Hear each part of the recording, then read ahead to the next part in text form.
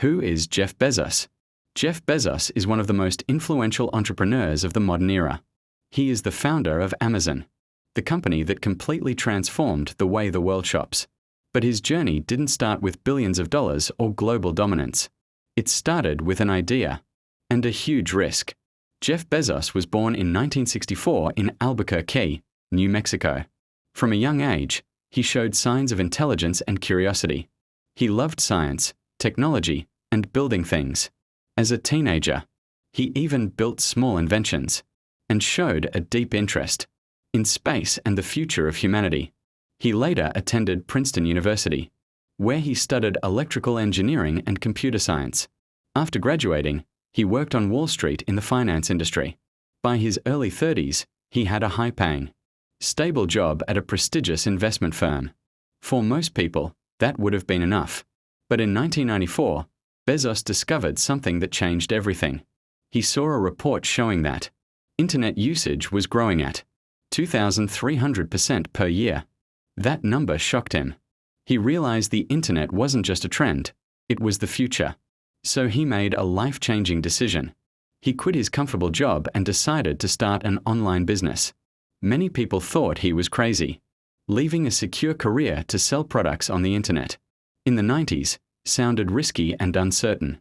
Bezos moved to Seattle and started working from a small garage. That's where Amazon was born. At first, Amazon was just an online bookstore. Why books? Because there were millions of book titles available, and no physical store could carry them all. The internet solved that problem. In 1995, Amazon officially launched its website. In the first month, they sold books to customers in all 50 US states and even internationally. Bezos knew he was onto something big. But this was just the beginning. When Amazon launched in 1995, success was far from guaranteed. The website was simple, the team was small, and the internet itself was still new and unfamiliar to most people. Buying a product online felt risky. Many customers were afraid to type their credit card information into a website. But Jeff Bezos believed trust would be everything. So Amazon focused on customer experience from day one. Clear pricing, honest reviews, easy returns, fast email responses. These small details slowly built credibility. Still, the company was losing money. By the late 1990s, Amazon was growing rapidly, but it wasn't profitable. Critics on Wall Street called it Amazon.bomb. Many predicted it would collapse when the dot-com bubble burst. And then it did. In 2000, hundreds of internet companies went bankrupt. Investors panicked. Stock prices crashed. Amazon's value dropped dramatically. For a moment, it looked like the dream was over. But Bezos didn't panic.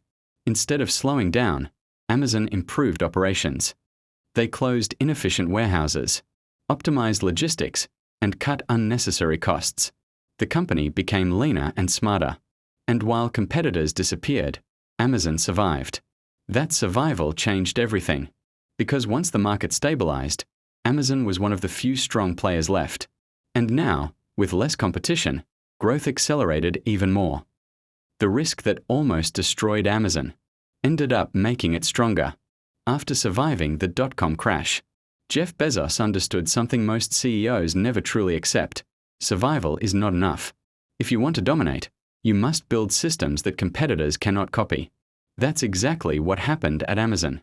The company stopped thinking like a bookstore and started thinking like infrastructure. Instead of simply selling products, Amazon built a marketplace. Third-party sellers were invited to list their own products on the platform. This single decision multiplied selection instantly. Millions of new items appeared without Amazon needing to own the inventory. More products meant more customers.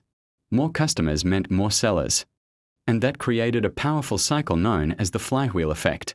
Bezos often talked about this flywheel. Lower prices attract customers. More customers attract sellers. More sellers increase selection. Greater selection improves customer experience. Better experience drives more traffic. And the cycle keeps spinning, faster and faster. But the real advantage was logistics. Amazon invested billions into fulfillment centers, robotics, and data optimization. Warehouses became high-tech machines. Algorithms predicted demand before customers even clicked. Buy. Delivery times kept shrinking. 2-day shipping became normal. Then 1 day. In some cities, even same-day delivery. Speed became power. Then came Prime. Prime wasn't just a membership. It was psychological strategy. Once customers paid for fast shipping, they felt committed. They started checking Amazon first before any other website. Prime later expanded into streaming, music, and exclusive deals, turning Amazon into part of everyday life. But the most underestimated move was happening quietly in the background. Amazon Web Services. Originally built to support Amazon's own systems, AWS began offering cloud services to startups and enterprises. Companies no longer needed to build expensive servers. They could rent computing power from Amazon. This created an entirely new revenue engine, one that eventually became one of the company's most profitable divisions. Now Amazon wasn't just selling products. It was hosting the internet, retail, technology, media, logistics, cloud computing. Amazon had transformed into an ecosystem. And that was Bezos' real genius. He didn't build a store. He built a machine powered by long-term thinking, data obsession, and relentless reinvestment. From a garage in Seattle to one of the most influential companies in modern history, Amazon proved that dominance doesn't come from one big idea. It comes from constant expansion, calculated risk, and the courage to think decades ahead. And that's how a small online bookstore became an empire.